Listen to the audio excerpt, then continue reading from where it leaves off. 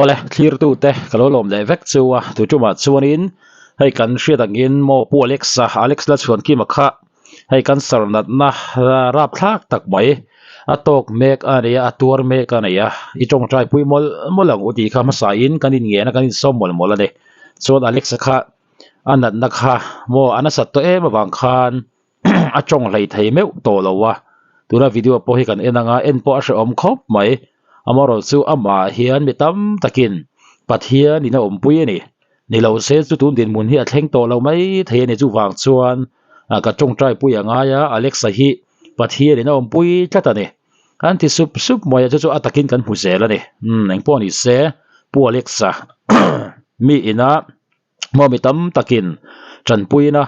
ama puala an pekte khati ang sita khan dong mol boka re pathian ro puira an huni tin boka chon tu tuma hian pu Alexa din munte kan en chiang do na chong trai pui molila a chong lei thei meu to lo de na le na dom khop mai po ni sela kan enang hi khacheng sing sanga kha foreign atangin lo thona mo kha kan lo hlan se a chuan nang pui lo tha ze langa ken ne ra ken chong trai pui zel don ne o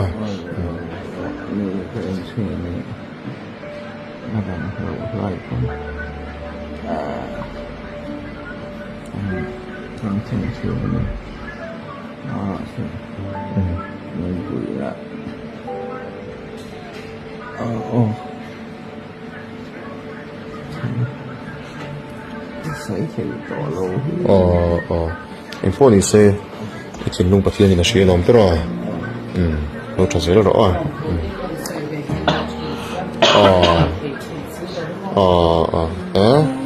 I lom thu kan se pathian ni na khamon chenga ti chak ze lang che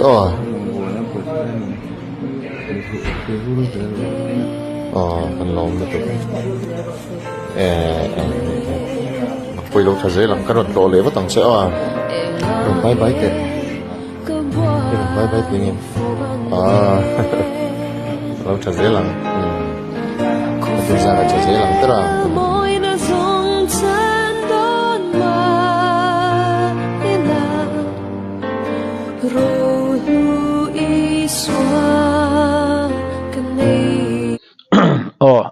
po ni se a video kha han en po har khop maya mo ri ruwa thil tam takaron langa khong lung run kan ti te mo film sang lo chang na sa to a film chatak tak te chu mai pe ma music video ate po ni Alexa hi mena mai lo tak ani ti hi atakin ga lo mutnem to a heting anga anat na rap thak ber mai mo kan sarnat na ina an buan ta hi kan sarnat na an tuara an machon mek hi kan leinat khop moya kan mituya talo theilo ne Alexa hi fans page anga khop maya mizo society mizo zai thiam kan nei mai pelama mo mizo society a mizoram chhuwa actor kan nei jinga page chuanin a thaber ti lo thei ani lo bokane chutiang khop chu ni ya asiu chu tu poimo tak ani ya khongai thla khop mai tu na a video kan ente po kha ni yari ruwa thil tam tak aron langa kan van nei zia kan thre chuak war mai ni Alexa ka tong trai pu yangai soi po har zo ka ni soi pa po hian bit tui tlalo thei thin lawa tura video angat phai kha chuanin khongai thla khop mai na poi vong ani emaro chu pathian a in ngata mo pathian abel tlat na kha atakin ama ha damna haron lang ati lo the ani lo bokin ka hriane poni se tuna video kha mori ru khoi khop maya toite kan en non le lokanga Alexa hi itong trai pui molang u a thei chuan atan I luang chhu kang u a hun lai ani atama mo tleba mo atan I luang chhu kang u ti kha kanin som na ani ya itong trai pui mol bokang u poni se en le lokang hi khacheng sing sanga kha foreign atangin lo thona mo kha kan lo hlan se a chuan nang pui lo tha ze langa pathian ni ra ken chong trai pui zel don ne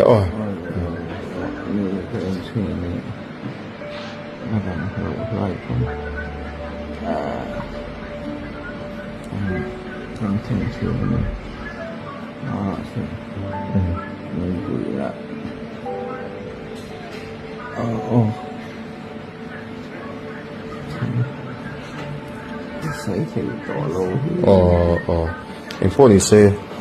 chin lung pathian in a hria lom te ro lo tha zel ro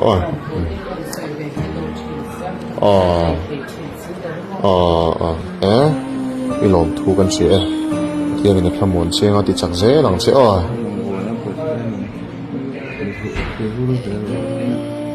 kan lom na to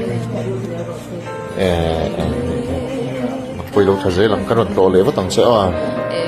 bye bye te bye bye te ngem lo tha zelang tu za tha zelang te ra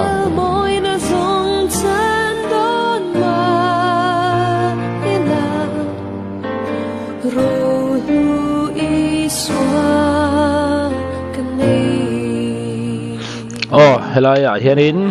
comment then khata hian kan den zuyenga mo then hianin ai aron sela sakhop moya kovel par moina hi zong harai lowe mai pathian in ompui zel zero se ti te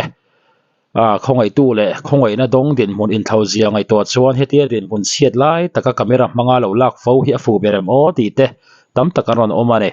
adik thai vekani alexa an mangai na te mo alexa an khongai na te an leina na te aron ti langani ti atakin kan hmuwa ti khan poisa ten pe an mamo turang te pathian in hawm puize pokan be saya hei helaya aron soyang hianin alexa big phai chu mo mi tam takina mizo film star kan nei zing a phei chuanin fans nga ber zinga me nia asu su tu poimo takanit atling khat mai re chu wang chuan zai thiam ni bok film chang thiam ni bok ko thana po in mang tak mitlom ngai em mai ni bok hi kan ui khop mai kan chong trai pui mol kha ngai ni ti kha karon soi thar le bokane poni sela alexa adam zel pokan be saya kan chong trai pui zel don che ni lo zam reng su ti kha kan han soi tel le bokane ton hai tuna kan hmu lai hi poi mo khop mai hi ai zol li venga ruang an char kha ni ya tunge ani an la hrelo ani hei hi in chung te mo inu nau te mo lo ni chuan loen wang ula mo in lo soi le vat do ni a rei to ni ai zol li venga ruang char ai zol li venga ruang char kha tunge ani ti hriat alani lo ni som pathum thathum sali som ni panga zana chaltlang li venga mi paruang char hi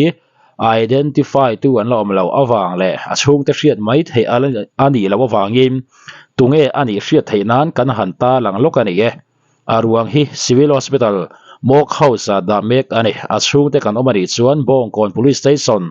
8794747292 in hriat tir ni thei se alomom leang naron tia hian en wang ula mo tunge ani in chung nai vain lo ni em an lo ni chuan in lo boi pui vat done ti kha karon so heni som pathum thathum sani som ni panga zan dei to a chatlang li venga an chara ni ya hengte hi ai tun la ya ruang char te tual tha kan ti te tual thi na te tam cher view maya hetiang te po hi kan film khurnan kan ban tharangai a zelo khop mai mo mi fel pui ten hetiang hi an tok le no lo thina heng poni sela poi wong thina ni in chung te mo in mer hriat an lo ni chuarin arang theyang berin in lo buai pui don lia chuti rualin nu nau te mei chi te apik takin film khuraban hun em mo kan film khurangai kan soi tam to ni in chung te ni chuarin in lo ngai ven vat don ne ti kha karon soi le bok ani